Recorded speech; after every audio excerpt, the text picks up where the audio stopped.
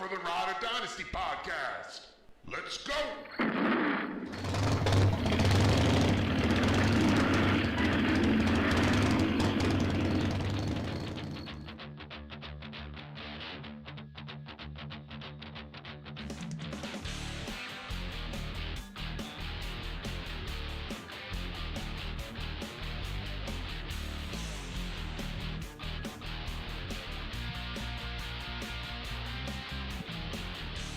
Welcome to the RoD Dynasty podcast with Ryan Bickerstaff, JJ Wenner, and your host, Michael Kloss. Hello, Riders, and welcome to the RoD Dynasty podcast. We are just a couple of weeks away from the start of the 2019 NFL season. That means it's time to ramp up, and we've got to get right to it. The crew is all here. Yes! Ryan Bickerstaff, I know you're ready. What's going on, Ryan? Oh, not much, Michael. I'm just enjoying this last week of summer break before I'm back in classes full-time again. Ready to talk some fantasy football tonight, though.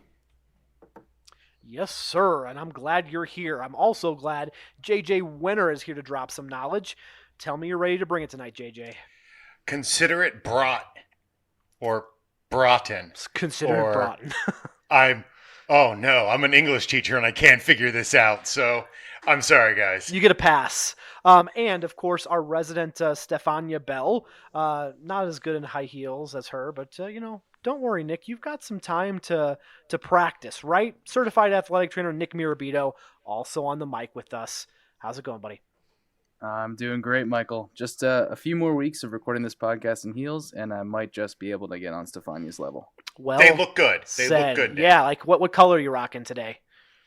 They are camouflage today. Camouflage heels. Oh, it's like for the outdoor enthusiast. Yep, that's exactly it.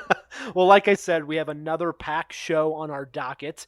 We've got our Nicked Up segment, a breakdown right here of the most talked about injuries of the preseason. We've got a drop for you, Nick. I think you're going to enjoy it. I'm excited. And for our main segment, we call it our Ride or Die team. First, we're going to highlight one player from each of the first 4 rounds based on ADP that we feel are the safest picks in each round. Essentially, this is the squad that you should be the most comfortable after 4 rounds to go riding with. And we'll also give you our die teams. And these are the guys we think have possible bust potential, or at least the players the least confident in the first 4 rounds. Yeah, that makes sense. But first, let's get to our news deck.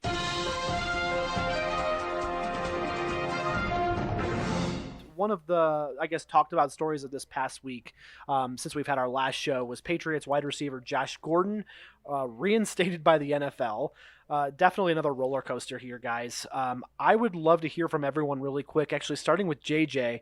Now, while most Dynasty owners most likely kept him on their team because, you either love him or you hate him, and if you love him, he's probably on your team, right? But from a redraft perspective for the people that are listening, because we're in prime draft time, where would you be willing to take this guy now? In redraft, I would probably take him maybe around the 8th or 9th round. You definitely want 2 solid wide receiver starters ahead of him. But I would say right around that wide receiver 3.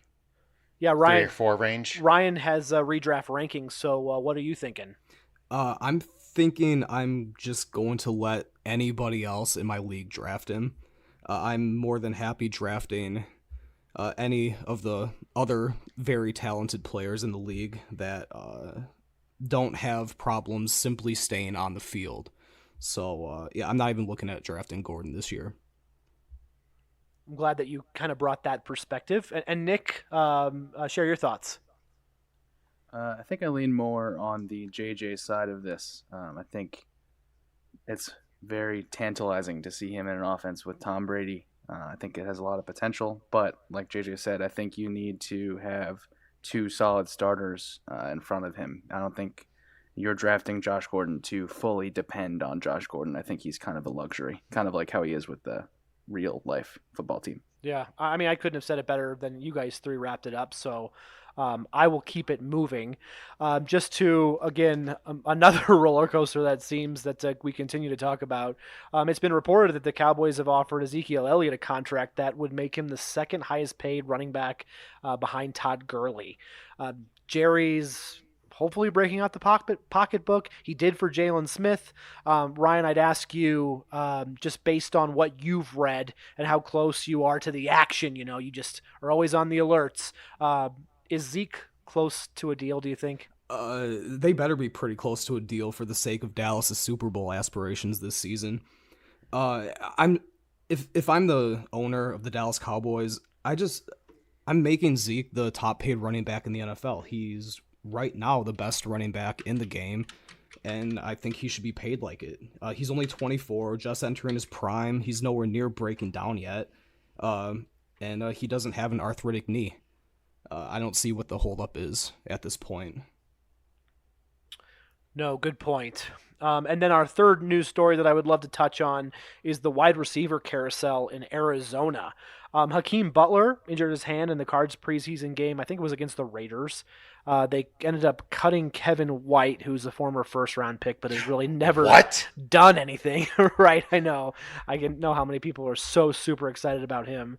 We always talk about Laquan Treadwell being like the bust. Why don't we bust out the Kevin White references?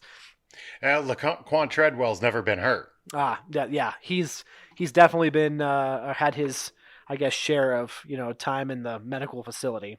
And also Michael Crabtree actually just got signed by the Cardinals. I want to step it back a little bit and Nick put you on and ask you, can you tell us maybe really quickly about Hakeem Butler's injury, because this was in rookie drafts, a player that there was some excitement surrounding him. Yeah, he was a guy that I targeted in one of my rookie drafts. I really liked Hakeem Butler, but he suffered what's called an avulsion fracture on one of his fingers. And that word avulsion, that means that a piece of bone tore off with either one of the tendons or ligaments that is in the fingers there. And the anatomy of the hand is super, super complicated. So when something like this happens, they're immediately referred to a hand specialist, and in most cases, they need surgery. When there's an avulsion fracture in one of your fingers, sometimes your finger can actually kind of be stuck in either like a fully extended position or bent, where you have to like kind of manually straighten your finger, depending where the avulsion fracture is. So you don't need a degree to tell you this, but that's not good for a wide receiver, right? It's going to be an issue. So it really would not surprise me if, unfortunately, it looks like he's going to be sent to the IR. And I think the signing of Crabtree kind of reaffirms that idea. And this is going to be kind of a redshirt season for Butler. Anybody liking Crabbers this season at all? Crabtree does come from the Mike Leach school, which is also where the coach Cliff Kingsbury comes from. So they actually might be. He knows the system. Mm-hmm. He might be a good fit. I don't see him being a wide receiver 3 or anything, but he can definitely be a bye week replacement depending on playing time. Yeah, it's time in Texas Tech. That's right. I totally remember. It's been a while since, but I don't know that you can forget that, especially, being so close just to the system. Okay, well, that actually leads us up very nicely to our next segment. Yes, it's that time. Nicked Up with athletic trainer Nick Mirabito. That's right. You heard it. Time for Nicked Up. Oh, I thought that was pretty awesome sounding, Nick. So we're going to get right into it. Seahawks wide receiver DK Metcalf reportedly needs knee surgery, but Pete Carroll says that Metcalf, quote, won't be out long, end quote. Can you shed some light on this injury? And really, is Pete playing? I feel like he always does. I mean, really, how long do you estimate Metcalf might be out? Yeah, so Pete Carroll, like, you know that one meme? I think that's what the kids think that's what they call it these days, where it's that dog, in like that burning building, and it says everything's fine.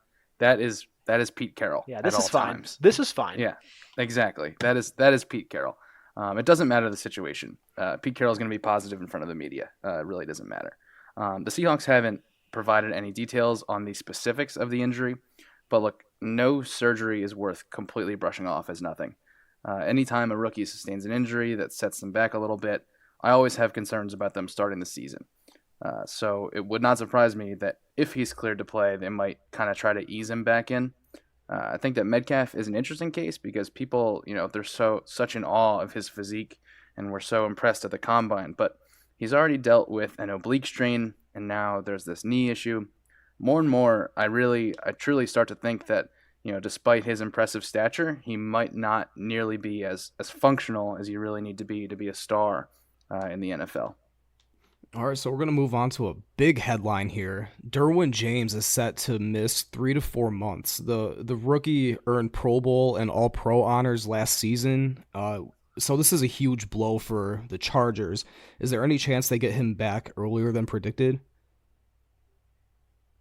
Yeah, so from what I understand, Derwin James has a fracture of his fifth metatarsal in his foot. As you may have heard this before, a Jones fracture. I know Julio Jones, Des Bryant, and a couple other NFL players have sustained this type of thing. And in his case, he previously had surgery at Florida State to repair this type of injury. And now, over time, it's cropped back up again, and the screw has actually started to move from that original surgery. So now the surgeon needs to go in, remove the screw, and replace it with a completely new one. And in doing so, that type of surgery, sometimes you have to actually break that bone again to realign it.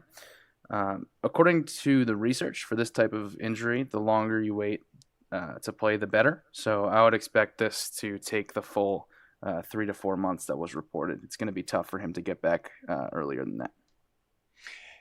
Absolutely, and you don't want to rush a nice young player like that and end up going through a few seasons of back and forth injuries. Speaking of back and forth injuries, can you give us any updates on the Andrew Luck injury saga? I know it's the one big injury to watch as it affects the entire Colts offense. We did see him doing some pregame, moving around, throwing the ball. He looked pretty good. He didn't seem to be favoring one leg over the other. So what's going on?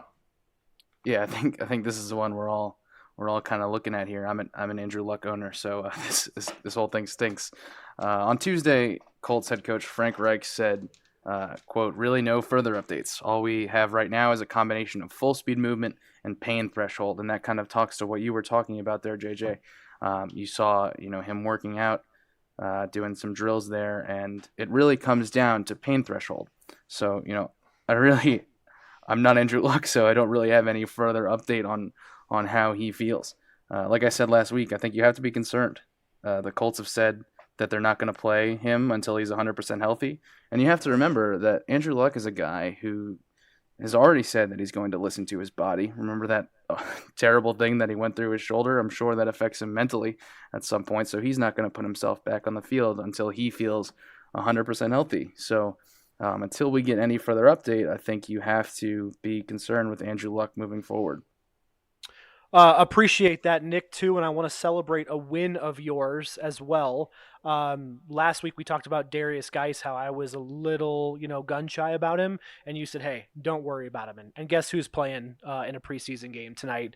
11 carries, 44 yards. Darius Geis is back. So you're allowed to pimp your wins, okay? If not, I will pimp them for you. That's why they pay me the big bucks, Michael. I don't wear these. I didn't pay for these camo heels with just the scraps for my piggy bank. I'll have to Venmo you some cash for maybe some like nude or black heels or something like that for next show. Love it. All right, that was Nicked Up with Nick Mirabito. Next up for us, we're going to get into our ride or die teams. JJ, I would love an explanation here. Can you really break it down of what exactly we're going to do? Yeah, any experienced fantasy player will tell you the same thing. The main rule of your draft is do not mess up your first 4 picks. Although drafts cannot be won in the first 4 rounds, they can be lost, right? You make a bad first or second round pick, a guy goes out for the year with injury, your draft is out the window. So what I asked you guys to do was to go through the first 4 rounds according to ADP and select the player in each round that you felt was the safest. No helmet issues, no mysterious ankle issues, no a-hole coaches saying Zeke who, or owners, I should say. But we are picking players that we will all ride with. And of course, we will also then pick the players in each round that we would rather die than draft onto our teams. These are the players that we believe are the most likely to disappoint you, much like my mother thinks of me. Oh, no. Oh, Michael, will you kick us off? I will. And can you remind me what ADP we're using so maybe people can follow along and kind of understand if they want to look back while they're listening? I thought you were going to ask me to remind you of why my mother thinks I'm a disappointment. I mean, you can do that if you want. No, I'll wait for my therapist. I went to RotoViz and I used their ADP tool. And so we're using MFL ADP. Gotcha. Well, I will, like I said, help you out and kick us off. The 12 players in round one are Saquon Barkley, Christian McCaffrey, Alvin Kamara, Zeke, Hopkins, OBJ, Devontae Adams, Michael Thomas, Juju Smith-Schuster, Melvin Gordon, Todd Gurley, and rounding out number 12 on the ADP is Le'Veon Bell. So my choice for ride is going to be DeAndre Hopkins.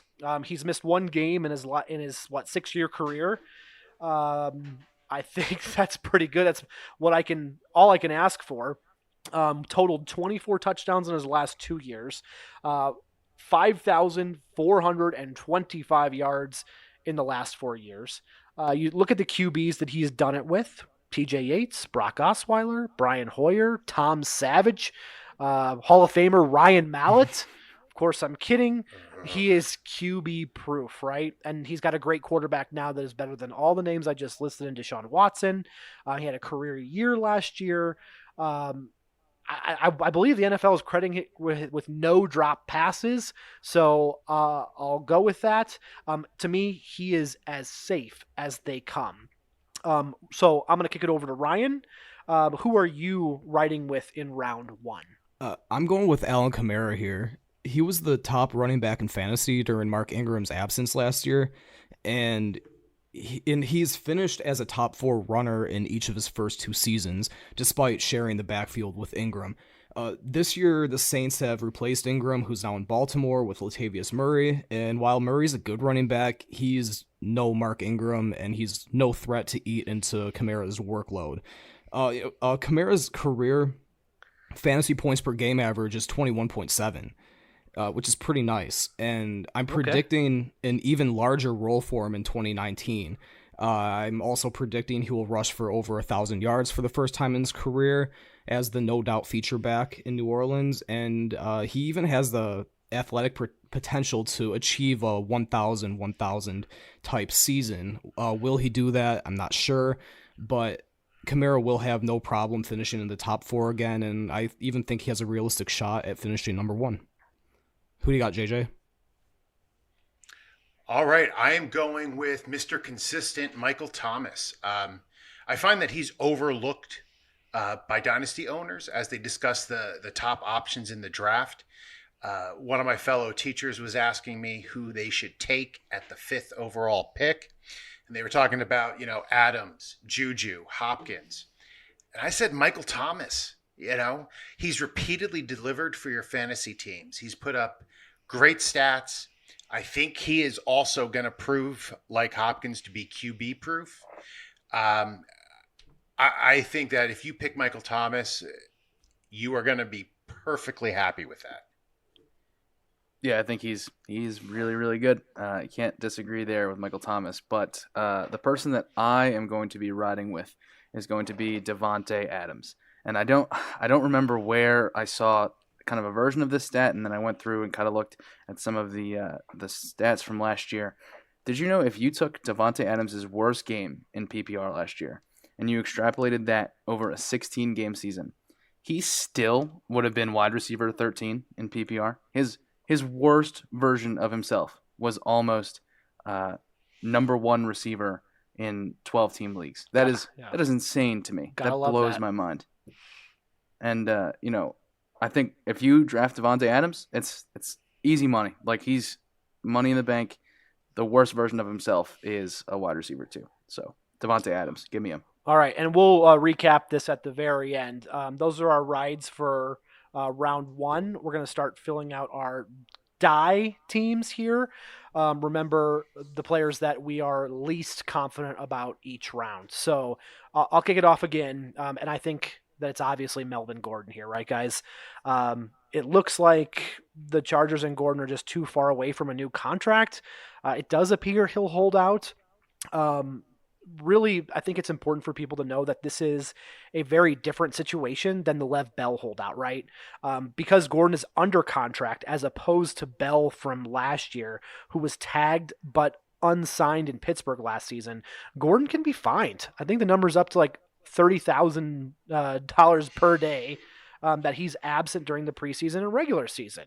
So that other huge difference in Gordon's situation compared to Bell, and this is according to the Sporting News, is because Gordon is signed for one more year, the Chargers can toll his contract if he no-shows the season and then keep $5.6 million salary in force for the 2020 season. I really hope they get it figured out, but as of tonight, it's not looking great. Yeah, I have to agree with Michael here. It has to be Melvin Gordon, aside from the contract issue, which Michael just covered. Selecting Gordon in the first round sort of feels like settling for Wendy's when I really wanted Five Guys. Like, you know, he's the guy that you get when Zeke's off the board, Barkley's off the board, McCaffrey's off the board. He's like the consolation prize. You know, Julio Jones, Mike Evans, James Conner, Joe Mixon, Nick Chubb, all five of those guys are from our upcoming round 2 tier, and I would take them all easily over Gordon this season. Gordon's, he's the least efficient player in this first tier. He is a career 4 yards per carry player. He's only ever eclipsed 1,000 rushing yards once. He's missed time with injuries in 3 of his first 4 seasons. And he's heavily dependent on touchdowns, which is the least predictable statistic in fantasy. And, as we've already said, who knows when he's going to play this year or where. I'm passing on Gordon. Great. Now I'm hungry and angry about Melvin Gordon. I can't believe I'm about to say this, and I apologize to all of our listeners, but I agree with Michael and Ryan. Yes!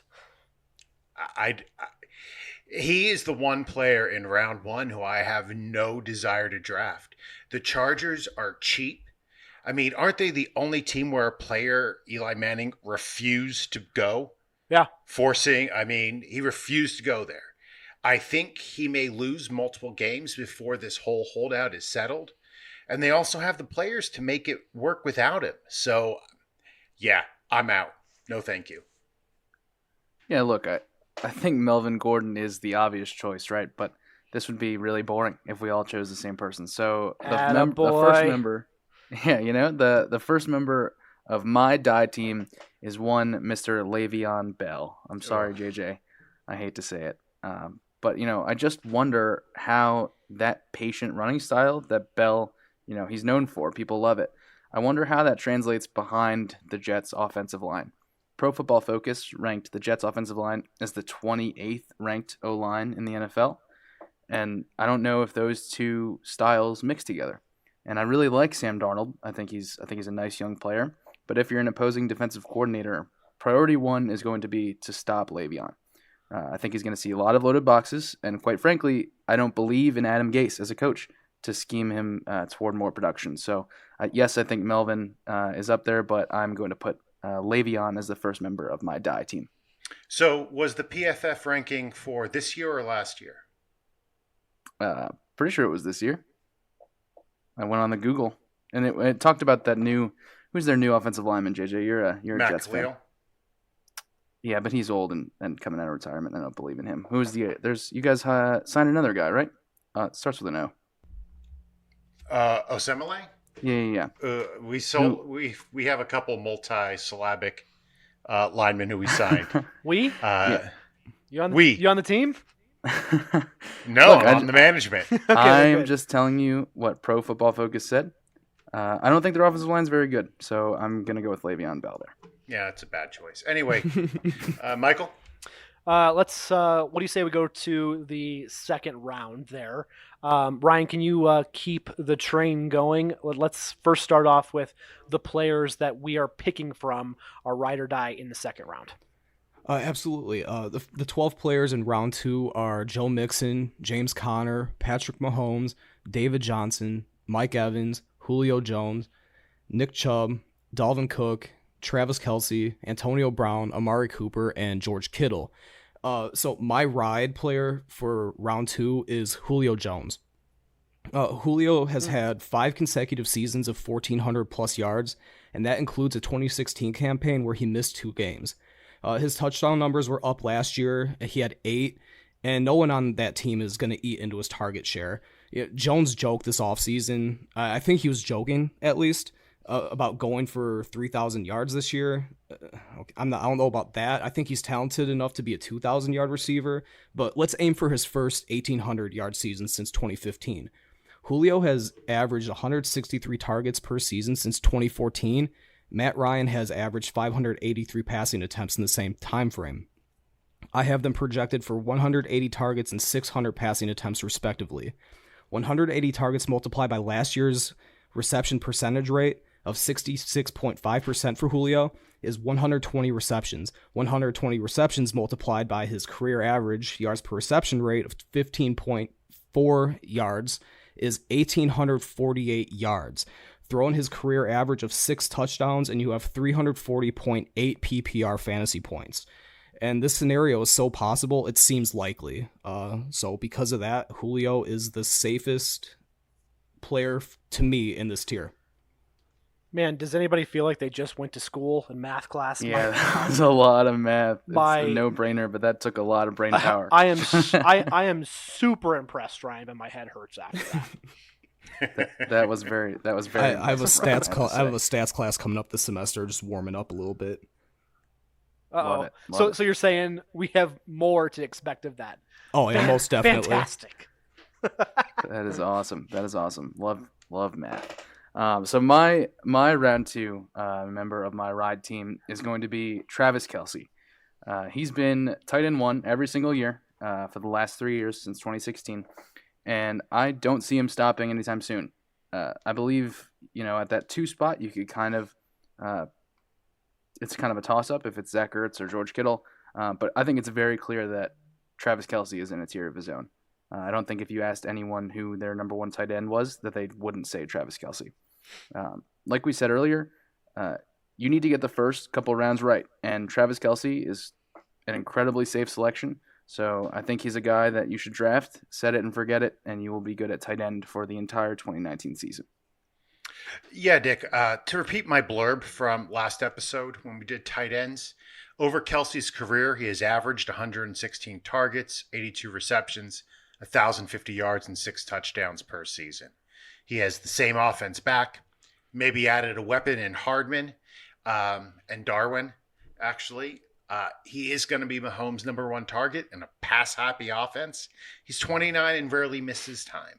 He's our consensus pick for the number 1 Dynasty tight end. You can't go wrong drafting Kelce in round 2.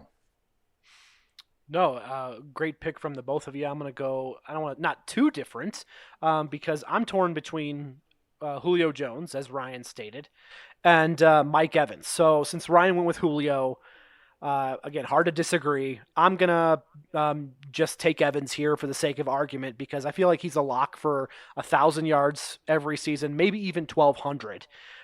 13 touchdowns in the last 2 years, right? But he could easily get 12 in 1 year. He's done it on 2 separate occasions. I'm liking the Bruce Arians offense. I like the number 1 guy in a Bruce Arians offense. I think that they're not equipped to run the ball whatsoever. So I will take the lead wide receiver in an offense that will throw a ton and, by my estimation, figures to be down fairly often. So those are our rides for round 2. I'm going to continue with our die guys here, and I'm kind of dying on the hill of David Johnson. The argument that I want to talk about with David Johnson, because I know there are a lot of truthers out there, poor offensive line, right? There's the possibility that Cliff Kingsbury goes to the air, dials up a lot of plays when they're down to compensate, just try to get back in the game. I still also think Arizona's going to be poor. And, like I said, they could be down a lot. I kind of think back, too, to, the Minnesota Vikings of when Adrian Peterson had almost set the record, and like Percy Harvin was like the leading receiver with like 600 or 800 yards, something like that. And he was great with like a Christian Ponder, right? But again, this is not that Minnesota Vikings team. I would couple it with the fact that, quarterbacks like Kyler Murray tend to check down less because, he's running, right? He's going to tuck it and run. So there's just a fair amount of risk of drafting a running back on a bad team. He's just not the epitome of safety to me here. Oh, I like DJ this year. I think he's going to be utilized a lot more and in a lot better ways. I think you're going to see him catching a lot as a receiver and maybe not just running it up the middle for 3 yards. And Kyler isn't, I know he runs, but he's not a running QB. He's mobile. He is always looking for the pass first. He's not Josh Allen. Dear God, that guy looks at one receiver and then runs away like he's scared. But I don't know. I kind of like DJ. No, that's fair. Yeah, I'm just not my favorite. Yeah, I'm kind of agreeing with Michael here. Actually, DJ is one of the I can't quite place him in my redraft rankings. I'm having a difficult time with that. But I'm gonna go with Amari Cooper as my die player here. As much of a Cooper fan as I am, there's absolutely no way I'm drafting him in the second round, especially not with Stephon Diggs, Adam Thielen, and Keenan Allen, who are all receivers I have ranked ahead of Cooper going into the third round. I'd rather draft a quarterback or tight end instead of Cooper here, and I don't like to address those positions until the 7th round or later. It's common knowledge at this point that Cooper is inconsistent and will have several weeks where he straight up disappears. I've said before on the podcast that I believe in Cooper, and I'm excited to see what he's able to do with a full season in a Cowboys uniform, but if the price of admission in 2019 is a second-round pick, I'm sitting the show out. Yeah, I agree 100% with you. I do not like Amari Cooper. He's never been consistent producer in fantasy. Like you said, he'll have amazing games and then completely disappear by having several horrible games in a row.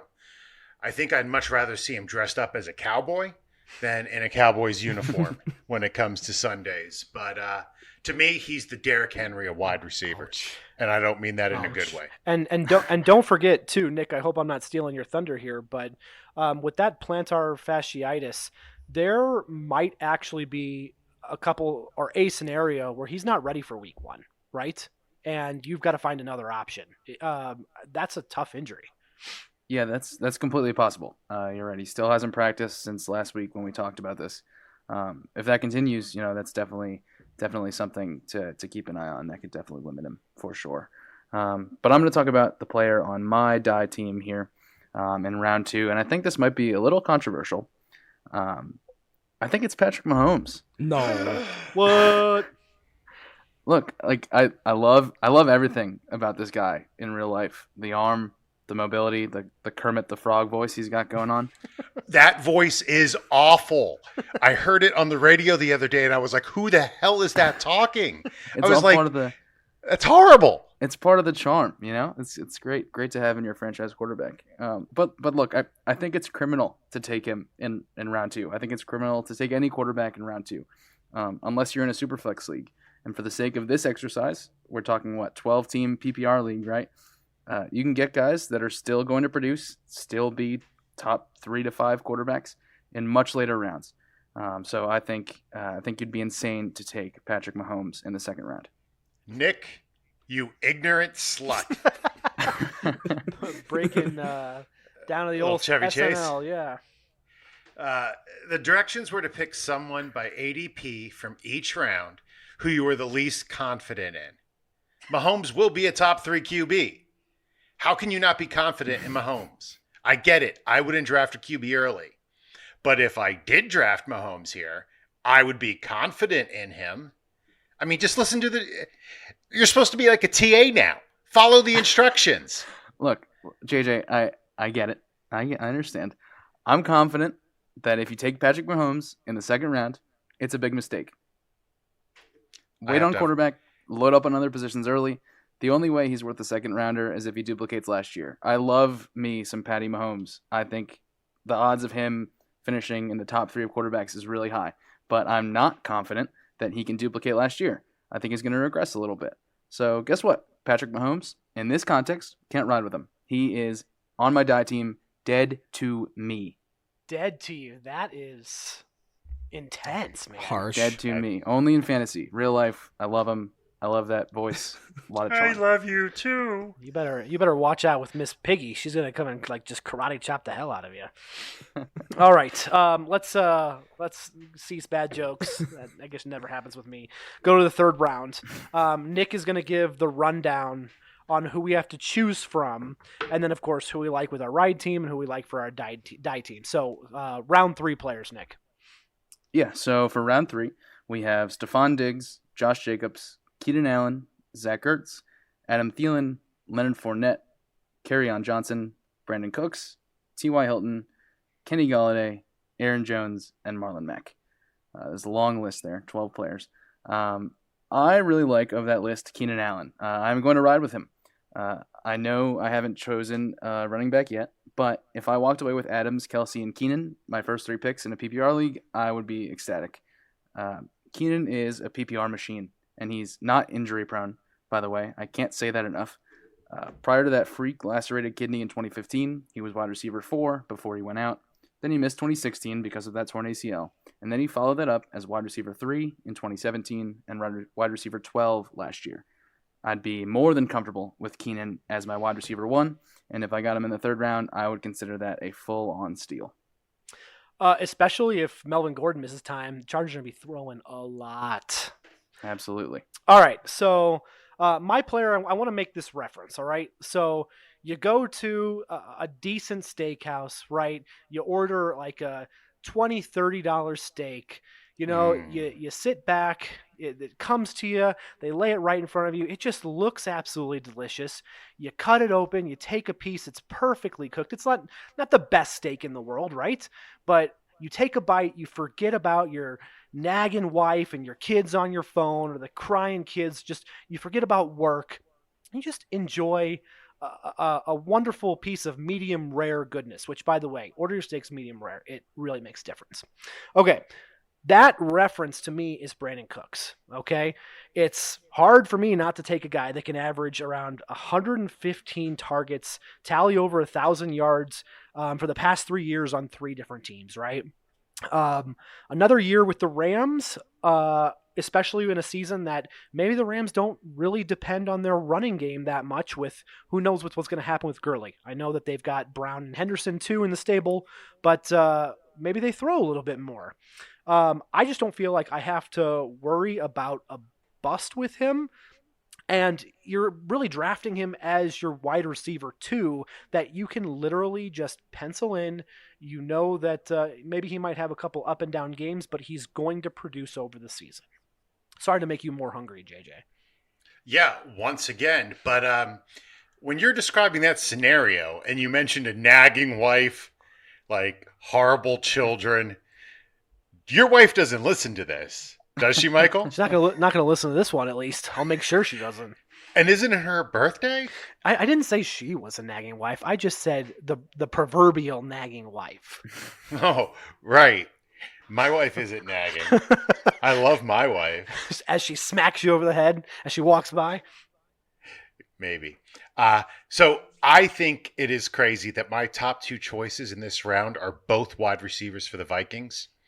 I would be comfortable taking either one, but I'm personally leaning towards Adam Thielen over Diggs. But again, I'd be happy with either one. Thielen has shown what he can do as the focus of the offense. And even during his, quote, horrendous second half of the season, and horrendous is in quotes because it wasn't horrible, he still put up wide receiver 3 numbers. We're in the third round. That's his floor. So I would definitely take Thielen in this third round and feel perfectly fine. Yeah, I love me some Adam Thielen. JJ, I completely agree with you. Ryan, what do you think? Who's your round 3 rider? A strong argument can be made for Zach Ertz here, but since I like to wait on selecting a tight end and JJ went with Adam Thielen, I'm going with Stephon Diggs. He played in 15 games last season and still finished wide receiver 10, and I'm actually predicting that Diggs and Adam Thielen will switch places this year, meaning both will still have huge years, but I think Diggs is going to be better. At the very least, his role will remain unchanged. So we're looking at getting a top 10 receiver in the third round, which makes him, to me, the safest pick of this group. I have him projected for 100 receptions, 1,350 yards, and 9 touchdowns, which equates to 283 PPR fantasy points. Now, do you think it's going to be they're going to switch roles like a Freaky Friday? Or they're going to both piss in the same, like, water fountain? I forget which movie that was. It's not going to be a literal switching, right? No, I just... Yes, JJ, it's going to be a literal switching. That would be awesome. Because I think that would be that would be pretty cool. I agree. I think Thielen had 153 targets last year to Diggs's 149. So I think that Diggs's career has this pattern. In his rookie season, he averaged over 13 yards per reception. And then in his third season, he averaged over 13 yards per reception. And then last year, he was down again in his fourth season. Or is he going into his fourth season? Anyway, the way the pattern plays out is this year he is in line for another above 13 yards per reception average if the pattern continues to play out, which I'm predicting it will, because why not? I'll take that bet. Okay. So everybody went on their ride. Let's flip it over and go to die. Mine is fairly simple, not too complicated. I'm still a little bullish on Leonard Fournette. I am going to skip this whole durability headache. Again, he missed 8 games last year, and when he returned, he wasn't wildly productive, right? It's just not the production that I want to be counting on in the third round. Yeah, it has to be Leonard Fournette for me too, except I'm not bullish on him. He was a first-round pick in a lot of leagues last year, and how'd that work out for people? He was a running back 40. Yes, he dealt with injuries, but even TJ Yeldon was a far superior fantasy option. He finished 22nd. And if you had Yeldon in redraft, you probably were able to pick him up from the free agency. So, I don't know. The offensive line in Jacksonville isn't great, and neither is the other offensive talent around him. So I'm thinking that Fournette could see a lot of stacked boxes this year, which really doesn't look good for his career average of 3.7 yards per carry. So I'm kind of asking myself, how many carries will he need to receive to play up to his ADP, and will he even receive that many? Throw in the 3 to 4 games he'll miss with an injury, and we have an unreliable fantasy back who I'm not willing to spend a 3rd, 4th, or 5th round pick on. Yeah, and don't forget Pop Coughlin. He won't keep his hands off the Jaguars, and Fournette is not his favorite player. I don't trust him at all. Leonard Fournette is my die player. You guys aren't even like the least. I mean, again, he is my die player, but is there any optimism whatsoever? I mean, yeah. Is there a chance that he is healthy and gets all the goal line work? Absolutely. Nick Foles is there. I like D.D. Westbrook. I think they might have actually a solid passing offense, and he can put up numbers. I don't trust him, though. Yeah. Okay. I mean, there is a non-zero chance that's going to happen, but yeah. I don't trust him either. I think, or if you remember when we were doing our running back rankings, I talked about how he admitted that in the offseason he was not taking care of his body the way he should have. Like, that is not something you want to hear from a professional athlete. So, look, I don't think there's much to add from what everybody said. I agree with you guys. I think it's pretty clear that Leonard Fournette should be on everybody's die team. But another guy that I just want a quick hit on that's temporarily dead, just for a little, is T.Y. Hilton. For now, until we get any positive news for Andrew Luck, Hilton is dead, with possible zombie potential, however, for when Luck comes back. Zombie potential? What is this? Easter Sunday? Oh, shit. No? Oh my gosh. No? Too much? All right, I'll go a different direction. No.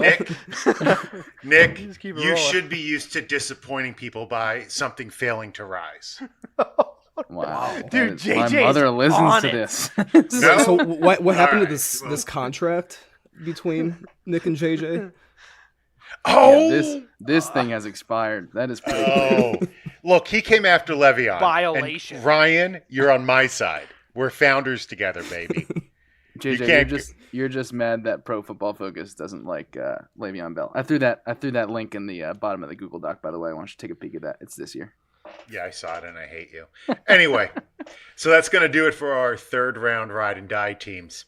Let me tell you about the guys going into round 4. So the 12 final players are Sony, Damian Williams, AJ Green, Derrick Henry, DJ Moore, David Montgomery, Robert Woods, Calvin Ridley, Deshaun Watson, Devonta Freeman, Darius Geis, and Chris Godwin. Now, for me, this is my first running back. David Montgomery is young, and I think this is a good place to pick your first running back of the draft. He's the lead back. He's going to give you both a running and receiving threat. Matt Nagy just said this week that Tariq Cohen had too many touches last year. I can't imagine being Tariq Cohen and being happy hearing your coach say that. But I have every confidence that David Montgomery is the rookie to roster this season, especially in redraft leagues. Yeah, I have to agree, JJ. I really like David Montgomery a lot this year. And in my real drafts, when I'm picking in the 4th round, I'm either taking David Montgomery or DJ Moore, depending on which position I need a second option at. But I'm going to go Deshaun Watson as the safest of this group. He's just entering his 3rd pro season, and Watson's going to continue to improve and climb up the NFL's QB hierarchy after finishing in the top 5 last year with 331.9 fantasy points despite being sacked 62 times. Another finish in the top 5 is not only possible, but likely. The only thing about Deshaun Watson, and I agree with you, and I don't know why I have this feeling about him, I always feel like he's about to get hurt. And maybe it's because, like you said, he got sacked 62 times. Yeah, that's a little scary. Like, I don't know. But yeah, I actually just picked up my first share of him, and I'm excited for this season just to watch and cheer for him. Yeah, and I will say, JJ, I think the sack numbers are something to be obviously concerned about with Deshaun Watson. But as far as him staying healthy, he did a really great job last year coming off of that ACL, and I think we definitely need to give him the benefit of the doubt there. Although I do understand, you don't want your quarterback taking all those hits, but I think he's done a pretty good job. All right, my turn. As the resident Damian Williams truther, Oh dear God! I've struggled this week in preparation for this show because I had an argument prepared of putting Damian Williams on my ride team. I had the argument that Andy Reid has produced the top 16 back in 16 of the last 20 years. But I can't stump for him whatsoever. And I'm kind of taking this time to, drown in my own tears, I guess, because it kills me because I'm not 100% confident in him, definitely not in Dynasty. I'm struggling in redraft. Because, our most pressing goal today about this show was to say who we're the most confident in. And I don't think it's logical to extrapolate that small sample size, even in a great offense, to a 16-game season or more when he hasn't shown that he can't do it consistently. So, Ryan, you're going to talk a little bit about him a little bit later. Horrible foreshadowing for me, but I'm going to say, again, give me Watson or Montgomery as the safest in this group. I know Ryan just spoke about Watson. JJ, you did a great recap of Montgomery. So in the words of TLC, I'm just going to be on the passenger side of my best friend's ride on this one. Man, I haven't been this upset over a breakup since Benifer. I mean, I'm not. Again, I'm not saying that I'm breaking up with him. I'm just saying I cannot give advice saying that I'm the 100% confident in somebody at this stage in ADP. Right? I would love to have him cheaper. But I can't tell you that I'm riding with him. So maybe we're on a break. We're on a break. Don't worry. You should it's not have you. It's him. As Right, Goop said, have a conscious uncoupling. Oh yeah, that's a good one. A conscious uncoupling. Okay, I like that. All right, I will ride. So with I'm going that. to talk about the guy that I am riding with here in round 4. I almost chose David Montgomery, but I am going to go with Devonta Freeman. And I know what you guys are going to say. You know, Nick, you're the injury guy. How can you not be concerned with Devonta Freeman? And yes, I know he battled an injury all last year and basically missed the entire season. But think about this. In 2015, he played 15 games. He was running back 1. In 2016, he played all 16 games, running back 6. In 2017, he only missed 2 games, finished running back 13. Look, right now, he's completely healthy. He's come into camp with no restrictions. He's completely healthy. There's been good reports of him coming out of camp. He has 0 competition. Tevin Coleman is gone. Ito Smith stinks. Brian Hill and Quadri Olison are there, but who cares? He has no competition. So I think at this point, if I got Freeman in the 4th round, I would be pretty happy. Plus, there is the extra bonus of having Devontae and a Devonta on your team. So that is why I'm going with Devonta Freeman. Are you worried about concussions at all? There is obviously a little bit of concern, but his last concussion was 2 years ago. And I believe he's only he had 2 or 3 in his career. Obviously it's a concern, but it's a concern with every football player because it's one of those sports where they hit each other very hard. We talked about it last week. That's Mrs. Wenner's favorite football subject. So look, every single running back has risk for a concussion. It's just inherent with the position. At this point in the draft, I'm okay with taking a little bit of a risk. I am very confident in Devonta Freeman. I'm riding with him. I think he has a lot of upside this year. Nick, is that a lovely Madison behind you? That is her. Yes, she is behind me. Nice. Nick's girlfriend is appearing in the pod on in the view. Yeah, good thing the audience can see it. Yeah. Too. How you doing, Madison? She's like, there's 4 of them. Stop it. A little known fact. Oh my gosh. Nick is dating one of quadruplets. That is a fact. I mean, there's so many questions I want to ask you, but in the interest of time and not being explicit, can we continue? Oh my God, they are children. How dare you speak of them that way? Nick, are you 18 years old? I am 23. Well, but I then am very much over this. Doesn't sound like a time. He's like, move along, Ryan, save him now. Right, or Michael, you're doing the editing, right? You're cutting this part out. No, we're keeping this in. Awesome. As Michael takes a sip of beer. You should have seen my eyebrows go up and down too at the same time. Ryan, step in already. Let's go. Yeah, we're gonna kick off our round 4 die teams here. I got a little bit of a rant here, and if I end up being wrong, I'm gonna look pretty stupid. But this is about Damian Williams. He has 1,626 yards and 15 touchdowns total in his whole 5-year career. That's a single season for a pretty decent number of players. So last year, he has a few big games at the very end of the season after every other running back on the Chiefs roster was either kicked off the team or injured, and opposing defenses were literally laughing when they saw who KC was trotting out at running back. And suddenly the 27-year-old who's been a complete non-factor his entire career is the next big thing in fantasy football. And I keep hearing, but the offense he plays in. Right, your point, that logic could apply. It could apply to literally any running back on the Chiefs roster.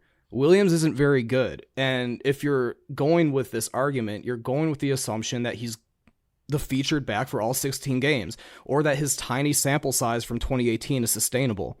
Williams is likely to be replaced by Darwin Thompson, a rookie, at some point this year. So in the 7th or 8th round, sure, I'll take a flyer on Williams. But in the 4th, no. The amount of alcohol I'd have to drink before I thought that was a good idea would literally kill me, which is why Williams makes it onto my die team. Wow. I mean, wow. Wow. Them's is fighting words. Like, I mean, you just came with the lightning to my soul is what you did. Like, you just grabbed my heart and you took a bite and you laughed.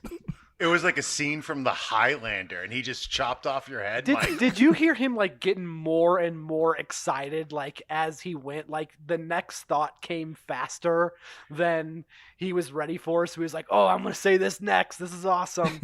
I don't want to admit this, but a little bit of poop came out of me. I was really fired up. Wow. I mean, that is impressive. I mean, Ryan, again, I can't disagree. It's tough from a dynasty perspective. It's again, he costs a lot to watch somebody else come out there. But you're gonna do that to me. I'm gonna try to return the favor to you. I don't have, I guess I don't have enough fire, I guess, than that. But I mean, I've never been a fan of Derrick Henry. He's on my die team. I'm not gonna start now. You know, if you drafted him in a redraft league last year, you dropped him to waivers. You know you did. Like, I'm not drafting him in any leagues, especially not at, you know, this ADP. I would take my chances with Damian Williams 10 times out of 10, really before I even considered Henry. I know that he ended the year, you know, on fire and got to his yardage and touchdown numbers, which are extremely inflated because they were at the very end of the year. I can't invest any capital whatsoever in a player that just a year ago people were dropping. And I'm just not going to take that risk there. Yeah, and you know, for me, this isn't about who I like or don't like as players. But for me, this came down to three guys: Devonta Freeman, Damian Williams, or Derrick Henry. I think out of those three, Henry has the most upside. So that left Freeman or Williams. And when I looked at them, and I would much rather have Freeman on my team than Damian Williams. The Chiefs do not need him. If they needed an explosive play from the backfield in the screen game, they have Darwin, they have Mecole Hardman, and they have Hill. Those three can also deliver an explosive running play. I can't see a flash in the pan like Williams holding value after this year.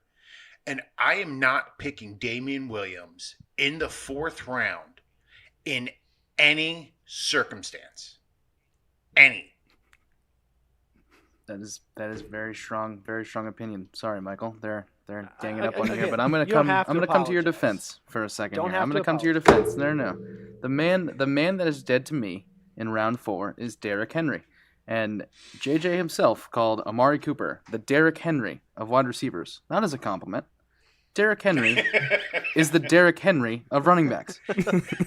Like, he's not good. That's like fantastic. I don't know what there is to say here. Like, he played well at the end of the year, but how can you possibly count on this guy if he hasn't produced like at least an RB2 on a weekly basis, at least consistently over a full season? Plus, you know, he's coming off of that calf strain from the beginning of training camp, and when you think about running backs cutting and having to decelerate quickly, you never like to see any type of injury like that, soft tissue injuries in the lower extremity. It's not good. And like I said before, he's not good. Like, he is not good. So Derrick Henry is dead to me. In round 4, he has 0 zombie potential, and I will not be drafting him in any round because he's the Derrick Henry of running backs. I mean, I think that's going to be one that's going to stay around for a while. Any conversation about Damian Williams, any conversation about pooping a little, and then the Derrick Henry of running backs. I mean, I think we started something here. So those are our ride or die teams, the guys we're going to, again, ride with, the guys that are, quote, dead to us that we're not confident in. I would like to, again, as I said, we're going to do a quick summary. So, Ryan, can I hear your ride and your die teams, please, as a recap? Absolutely. My ride team was Alvin Kamara, Julio Jones, Deshaun Watson, and Stephon Diggs. And my die team was Melvin Gordon, Amari Cooper, Leonard Fournette, and Damian Williams. My ride team was Michael Thomas, Travis Kelce, Adam Thielen, and David Montgomery. And my die team is the exact same as Ryan's. Melvin Gordon, Amari Cooper, Leonard Fournette, and Damian Williams. Wow. JJ, you're a teacher, and I see plagiarism right here, right in front of me. That's interesting. I cited it. I prefer to think gotcha. that great minds think alike. MLA? Is that MLA format, I think, there? All right, regardless.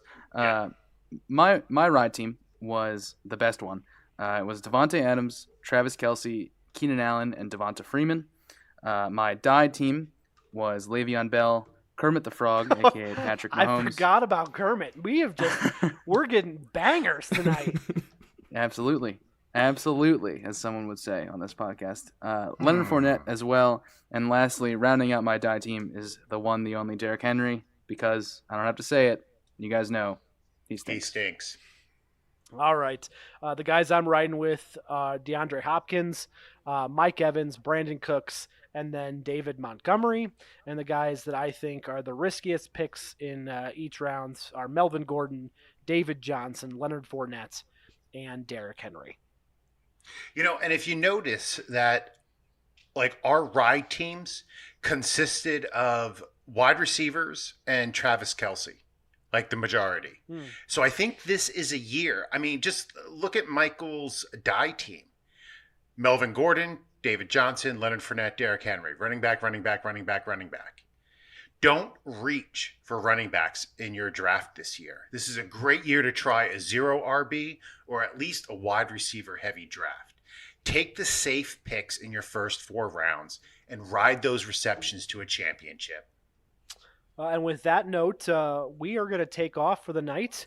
You can find us again at Rider Dynasty on Twitter and our website, riderdynasty.com. I think that was a phenomenal show, guys. I really now I'm itching for the season to start, Absolutely. Well, it's time for us to say goodnight. So I'll be the first to kick it off. Have a wonderful night, and we'll see you next time. See ya. Catch you in the next one. Boat drinks. Thank you for listening to the Ride or Dynasty podcast. If you have enjoyed the pod, please subscribe and leave us a rating and review on iTunes.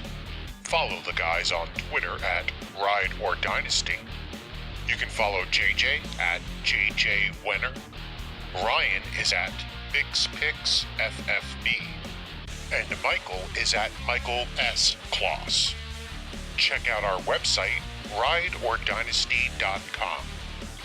And remember, we have your back.